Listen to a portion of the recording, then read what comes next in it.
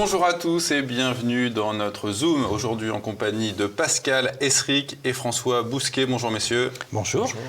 Pascal Esric, vous êtes le directeur de la rédaction du magazine Éléments. François Bousquet, vous en êtes le rédacteur en chef. Vous êtes également le directeur de la nouvelle librairie rue Médicis dans le 6e arrondissement de Paris. Vous participez tous les deux à des émissions diffusées sur TV Liberté, Orage de papier, Le Plus d'éléments cette année-là. Et vous publiez un hors-série de la revue Éléments, votre revue pour la civilisation européenne. Notre Russie, une histoire incorrecte. On va donc parler de la Russie, de l'histoire russe. On va commencer avec Alain de Benoît qui signe l'édito de ce hors-série. Il cite Zbigniew Brzezinski, politologue américain, conseiller du président Carter dans les années 70. Brzezinski disait ceci en 77 dans son ouvrage « Le Grand Échiquier », l'Amérique doit absolument s'emparer de l'Ukraine parce que l'Ukraine est le pivot de la puissance russe en Europe. Une fois l'Ukraine séparée de la Russie ne sera plus une menace. Mais messieurs, plus de 30 ans après la chute du bloc soviétique, pourquoi l'administration américaine continue de voir la Russie comme une menace ? Je réponds. Oui. Sur Brzezinski, oui, il a fixé l'agenda de la géopolitique américaine pour les 30 ans, 40 ans, peut-être même le demi-siècle qui vient. On peut même dire à beaucoup d'égards qu'il la récapitule, puisque le grand échiquier ne sort pas de nulle part. Il a un antécédent, alors certes, c'est sous le rideau de fer, certes, c'est sous le communisme, le grand échiquier aussi, mais c'est 45, c'est Truman, le successeur de Roosevelt, qui met sur pied la doctrine dite Truman, qui est la politique de l'endiguement. Alors c'est un endiguement des communistes, mais en réalité, on se rend compte rapidement que le communisme, c'est la partie pour le tout. Ça n'est jamais qu'une partie de la Russie, de cet élément étranger, étrange à la psyché américaine qui est la Russie. Donc cette politique d'endiguement, en réalité, elle court sur 80 ans. Elle est aujourd'hui à l'ordre du jour en Ukraine, puisque si les Russes envahissent le voisin proche, puisque l'Ukraine c'est le voisin proche, et on peut même dire qu'une partie de l'Ukraine était russe avant Staline. Elle appartient à l'Empire russe depuis 2 siècles. Elle a été détachée au XXe siècle, une partie de l'Ukraine. Eh bien, les Russes ont été acculés à entrer en Ukraine parce qu'ils sont encerclés. On revient sur l'endiguement, la politique de Brzezinski, du grand échiquier, la politique étrangère américaine, du département d'État, c'est encercler la Russie, du nord jusqu'à l'Asie.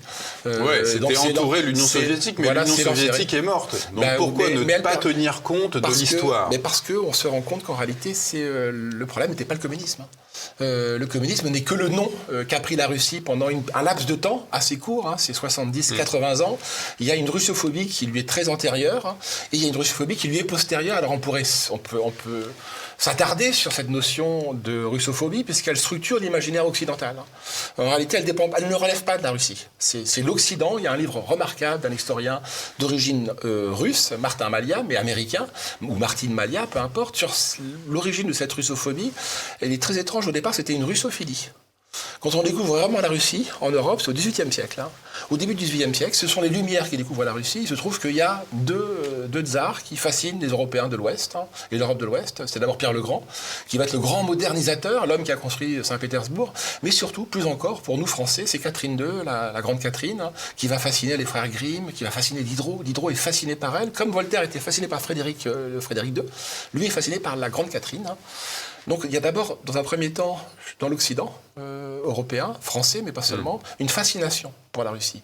Mais dès lors que la grande Catherine s'oppose à la Révolution française, se met en place un imaginaire occidental sur la Russie, où on se construit, nous, Européens de l'Ouest, Américains désormais, tout contre elle, et se met en place cette mécanique de destruction. Cette russophobie, justement, François Bousquet, elle se retrouve dans ce que dit Alain de Benoît après dans le hors-série. Il dit ceci: un nouveau rideau de fer s'est mis en place à l'initiative des Occidentaux cette fois. Mais c'est quoi alors l'objectif de ce mur ? C'est l'objectif de la politique américaine. Alors là, c'est un autre débat. Parce que on pourrait faire un hors-série sur les États-Unis, sur la politique étrangère américaine. C'est peut-être l'hubris américaine, qui fait que L'Amérique exporte ses pathologies, exporte son puritanisme, on le voit à travers le phénomène du wokisme, du politiquement correct. L'Amérique exporte ses psychoses. J'ai rien contre l'Amérique, moi je trouve que l'Amérique centrale me fascine, j'adore la littérature américaine, mais parlons des Américains. Ils reprennent nos déconstructeurs. Oui, alors, je parle de la littérature, la grande littérature, des grands romanciers, des grands cinéastes, on peut en parler autant qu'on veut, mais le peuple américain est un peuple très attachant, mais le peuple intérieur, si je puis dire. Mais la politique, c'est le problème, c'est la politique extérieure, c'est l'exportation de ces pathologies, de cette hubris. Qui, moi, je pense que le rideau de fer n'est jamais tombé. Ayant travaillé longtemps avec des Russes, avec des Serbes, avec des Slaves, en vérité, je me rends compte qu'il y a une hostilité prononcée de la part des pays dits de la liberté, c'est-à-dire principalement l'Angleterre et aujourd'hui les États-Unis, à l'encontre de la Russie.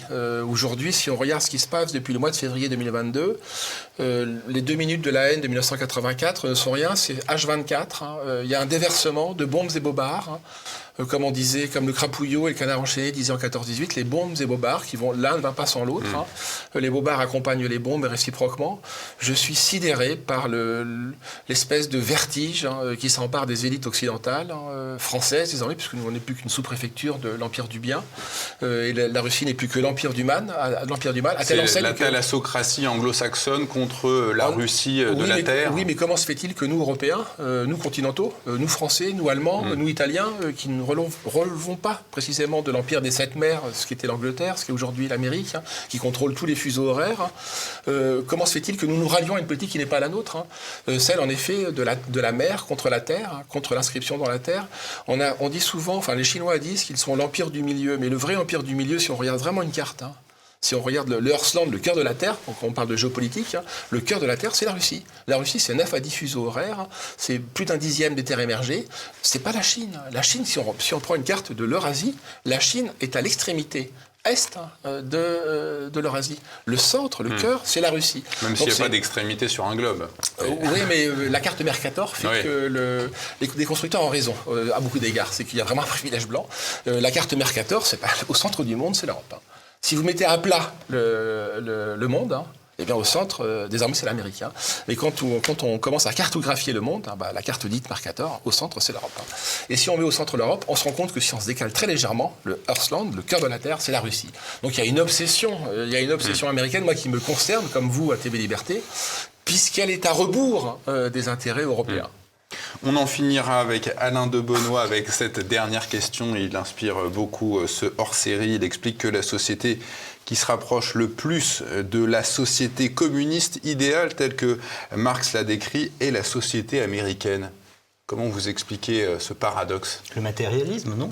Oui, exact. J'imagine que, bien évidemment, Alain de Benoît, et c'est une... Quand il écrit ce texte, parce que le hors-série reprend des textes parus à la fois dans Éléments et ses revues sœurs, parus au cours des 5 décennies, puisqu'on fête cette année les 50 ans d'Éléments, au cours des 5 dernières décennies.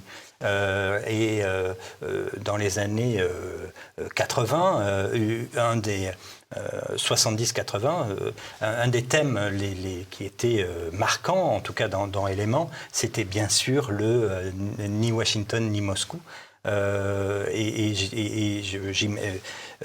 L'article fait référence à ce positionnement.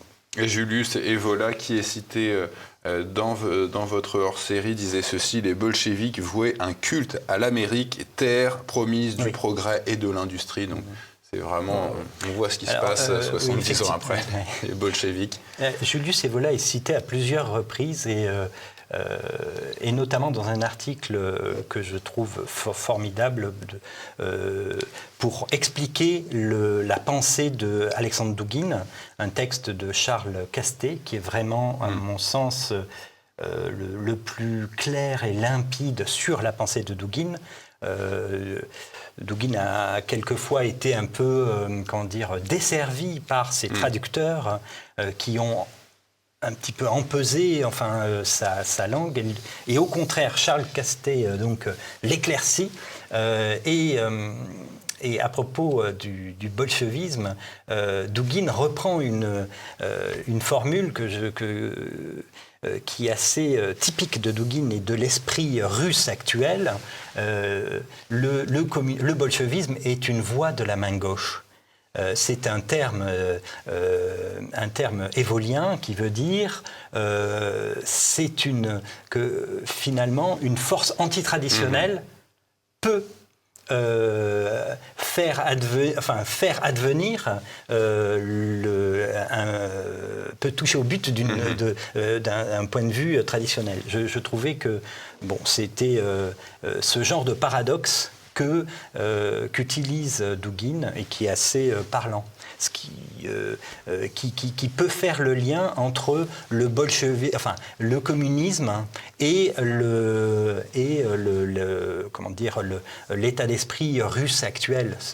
Tout à l'heure vous indiquiez le fait qu'il n'y avait pas qu'il y avait aucune chez les Russes, il n'y avait pas de repentance. Eh bien, je crois que c'est ce genre d'événement. On va y venir à la repentance, qui est une notion totalement étrangère à Vladimir Poutine.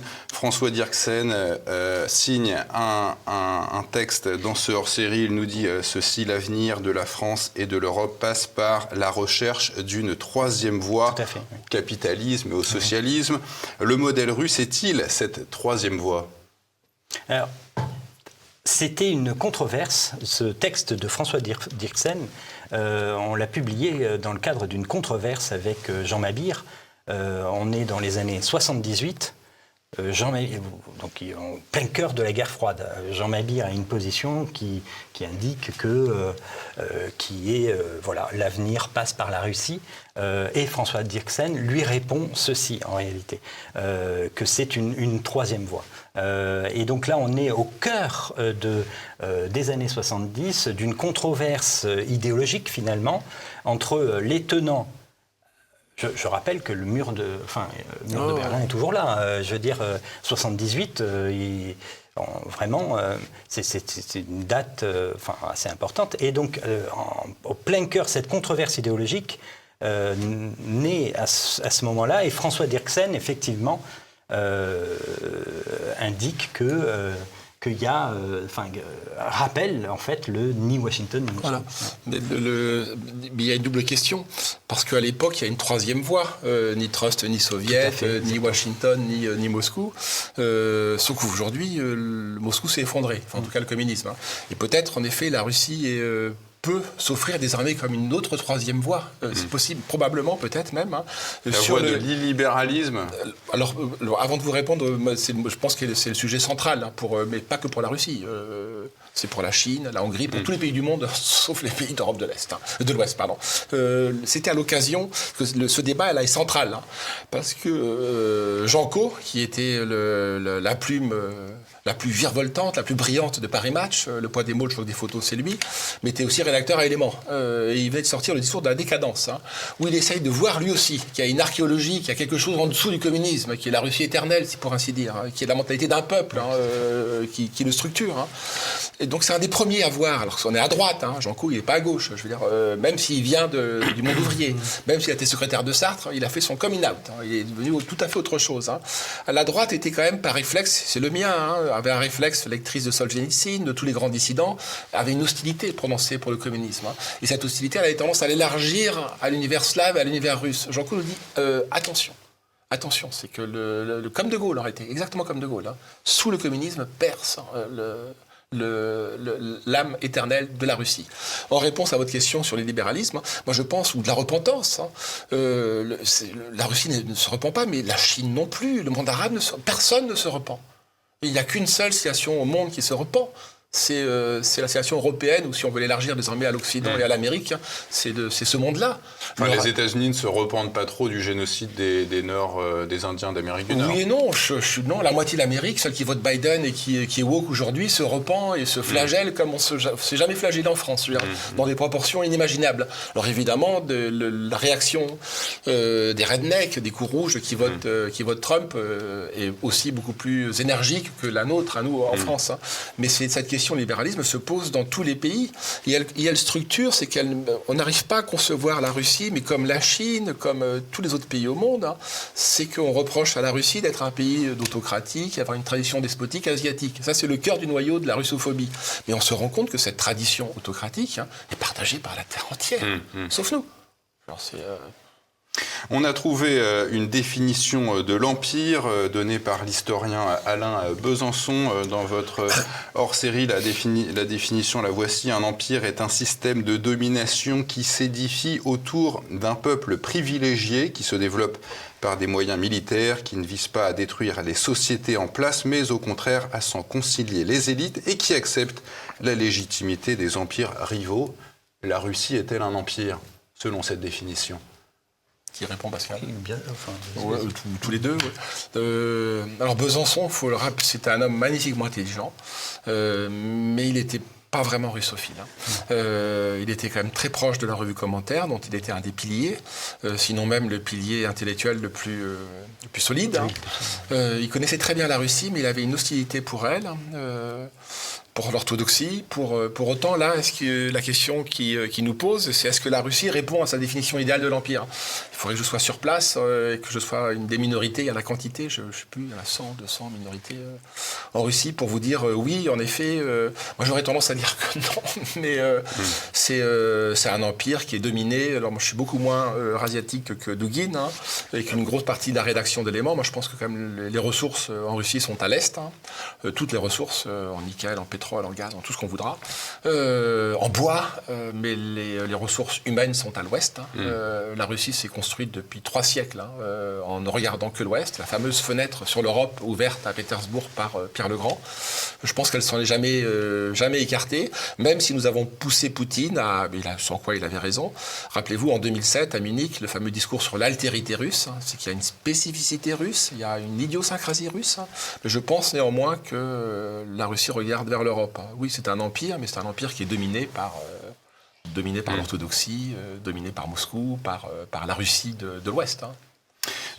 Sur le plan économique, Vladimir Poutine n'est pas un adversaire du libéralisme, c'est ce qu'on peut lire dans votre hors-série. Comment pourrait-on définir Poutine économiquement? Alors, c'est tout l'objet, en fait, de l'entretien qu'a donné Alexandre Douguine. On lui a demandé de nous dresser le portrait robot de Vladimir Poutine. Qui es-tu, Poutine, en fait.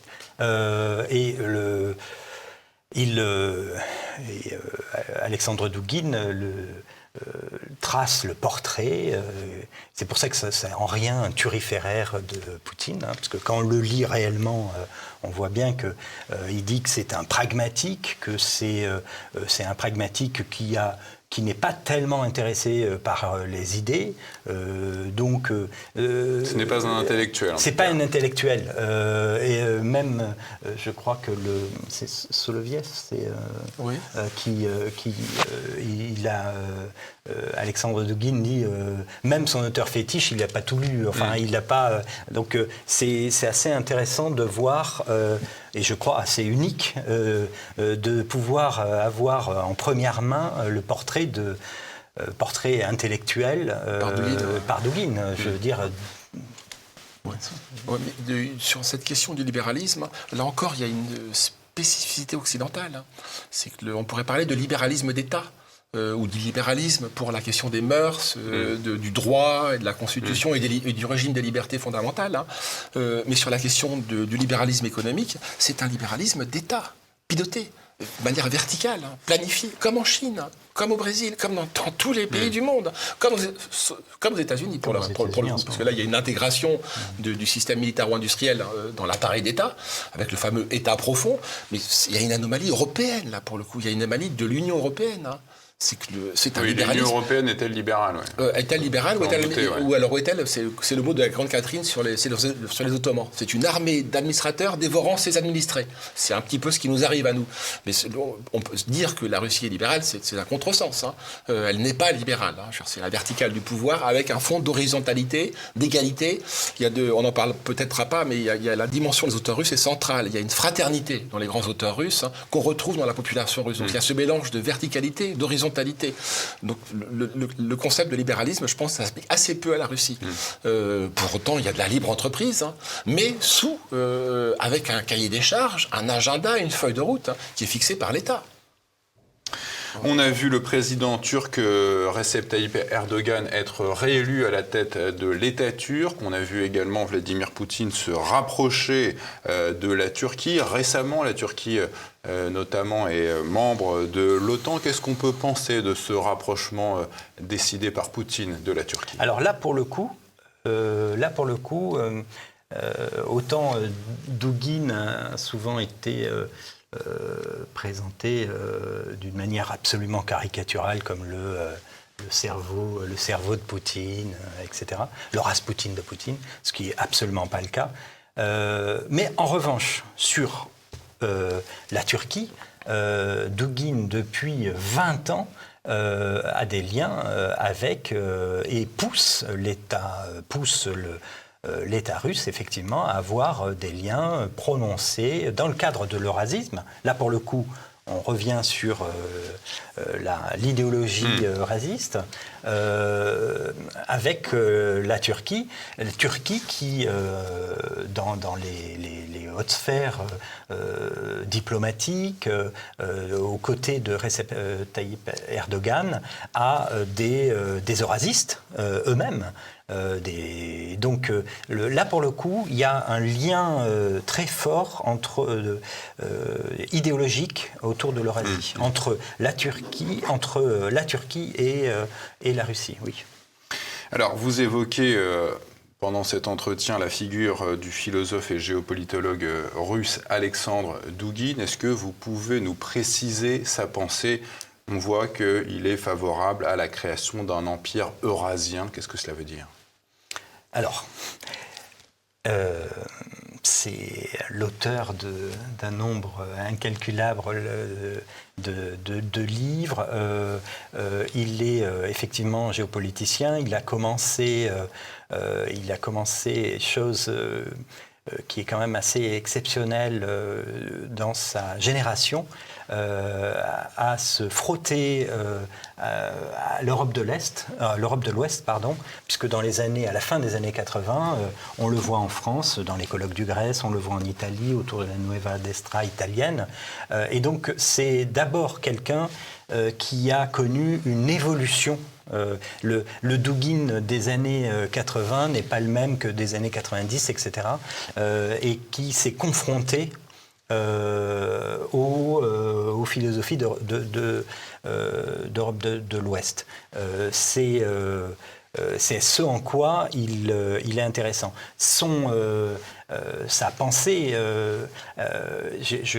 il y a un article, enfin je voulais indiquer un article, une présentation de Charles Castet qui, je ne sais pas ce que... c'est la plus claire. Vraiment, c'est la plus claire possible sur la pensée de Douguine. Bien sûr, donc l'empire eurasiatique, selon lui, c'est à la fois la voie propre de la Russie, mais à la fois dans un système philosophique, religieux, économique, c'est un tout. Je pense que on peut le résumer ainsi. C'est la proposition d'un contre-modèle. Totalement, oui. Pour autant, je ne suis pas sûr, c'est même pas la question, je ne suis pas sûr. Hein. Il est certain que ce contre-modèle n'a pas été adopté par le Kremlin. Ah oui, le Kremlin, c'est un entre-deux. Douguine n'est pas le cerveau pensant de Poutine, pas du tout. À chaque fois qu'on le voyait, puisqu'il est interdit depuis 2014, Pascal, il a une voix, Pascal, dites bien que je n'ai jamais rencontré Poutine d'une manière privée. Je l'ai rencontré en public, mais jamais de manière privée. Donc cette folie, et qui participe de la russophobie, de décrire le Nouvel Obs qui faisait sa couverture, le Raspoutine de Poutine. Non, c'est un auteur, c'est un idéologue, un philosophe, qui répond différemment à la fin de non-recevoir que lui adresse l'Occident. Enfin, il répond différemment. Poutine, Poutine, il y a un Poutine occidentaliste. Hein. Bien sûr, Poutine en est fait, oui. pro-Occident, je veux dire, en tout cas pro-Europe. Il pense que l'Europe va se détacher des États-Unis. Oui, il regrette que les Voilà. Européens l'aient jeté dans les bras de la Chine, en fait. Voilà, oui, puis à ce point-là, subordonner la puissance américaine. Hein. Donc pas occidentaliste, pardon, mais en tout cas, il est pro-européen. Et il prend acte d'une fin de non-recevoir. Mais comme Dugin, hein, sauf qu'ils y répondent différemment. Ils y répondent différemment. Pragmatisme. Ouais. Pour la part de Dugin, oui. De Poutine, De oui. Poutine, oui. Ouais. Alors messieurs, votre hors-série donc consacrée à la Russie est dédiée à Daria Dugin, fille du philosophe et géopolitologue Alexandre Dugin. Elle est morte, Daria, dans un attentat il y a quelques mois à la voiture, piégée, fomentée, semble-t-il, contre son père. Elle s'était présentée dans les bureaux de votre rédaction au début des années 2010. Qu'est-ce que vous retenez d'elle ? Sa joie, son caractère à la fois pétulant, toujours très positif. Et puis, pour nous, ça a été, toutes ces années-là, pour Éléments, ça a été une fenêtre ouverte vers le monde russe. Daria, c'était pas simplement la fille de son père, la fille du géopolitologue Alexandre Dugin. C'était aussi pour nous dans le meilleur sens du terme, une passeuse, une traductrice qui nous disait « Allez voir, il y a un écrivain, un jeune écrivain, il s'appelle Zakhar Prilepine, il faudrait l'interroger. Est-ce que Pascal, Édouard Limonov doit passer à Paris? Il faudrait que vous soyez là. Vous voyez. Et cette ouverture vers le monde russe, aujourd'hui, n'est plus. C'est une perte immense. Pour nous, c'est une perte immense. Il y a les livres de Alexandre Dugin, mais c'est pas la même génération. Daria, elle est venue à la rédaction d'Éléments, on la connaît depuis... elle était très jeune. Et donc, elle nous a suivis pendant toutes ces années-là. François, elle a été étudiante en France. Elle a été étudiante à Bordeaux. en France, On l'a vu surtout. C'était quoi la pensée? Elle est morte jeune, Daria. C'était quoi sa pensée propre? C'était un profil intellectuel, on peut en parler. C'était la fille de son père à beaucoup d'égards, là, pour le coup.